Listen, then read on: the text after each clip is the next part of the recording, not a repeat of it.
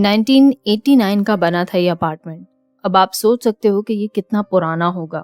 بہت چھوٹا سا تھا یہ اپارٹمنٹ، اور اگر میں آپ کو اس کا اسٹرکچر سمجھاؤں تو جیسے اسٹوڈیو اپارٹمنٹ ہوتے ہیں ویسا.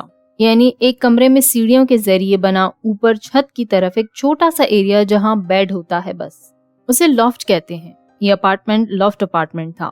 مجھے یہاں رہنا پسند نہیں تھا لیکن مجبوری تھی. خیر، ایک رات جب میں کام سے واپس آیا اور اوپر لافٹ میں اپنے بیڈ پہ لیٹا ہوا تھا تو مجھے بڑی عجیب سی فیلنگ آ رہی تھی، جیسے مجھے کوئی دیکھ رہا ہے.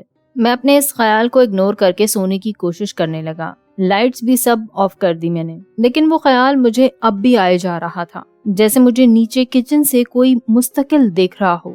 اب تھوڑی ہی دیر میں مجھے کسی کی سانسوں کی آواز آئی، جیسے کوئی سانس باہر چھوڑ رہا ہو. یہ سناٹے میں بہت کلیئر تھی. میں خوف سے اٹھ کے بیٹھ گیا. مجھے لگا کوئی چور یا حملہ آور ہے جو کہیں چھپا بیٹھا ہے. میں نے جلدی سے اپنی نائٹ لائٹ آن کر دی. اب آہستہ آہستہ وہ سانسوں کی آوازیں میرے قریب آ رہی تھی. کوئی نیچے کچن سے میری طرف اوپر سیڑھیاں چڑھتا آ رہا تھا، اور اب اس کے قدموں کی آوازیں بھی مجھے صاف سنائی دے رہی تھیں. میں نے خود کو کمبل میں چھپا لیا، جیسے اگر کوئی ہے تو اسے پتہ نہ چلے کہ میں جاگ رہا ہوں یا اسے نوٹ کر رہا ہوں. میں چپکے سے لافٹ کی سیڑھیوں کی طرف دیکھ رہا تھا کہ آخر کون آنے والا ہے اوپر چڑھ کے میرے سامنے. تو جب وہ قدموں کی آواز اوپر تک آ کر رکی تو میرے سامنے کوئی بھی نہیں تھا.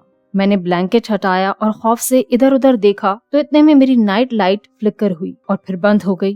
اب پورے اپارٹمنٹ میں ہر جگہ اندھیرا چھا گیا، اور وہ سانسوں کی آوازیں اب میرے کان کے بالکل قریب سے آئی. اس آواز نے اب جو 3 الفاظ کہے وہ سن کر میری روح کانپ گئی تھی.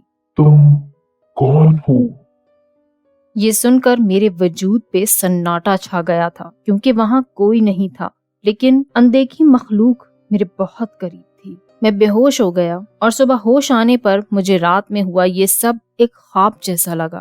مجھے یہ خوف ہر وقت رہتا ہے کہ وہی خوفناک واقعہ میرے ساتھ کہیں پھر دوبارہ پیش نہ آئے.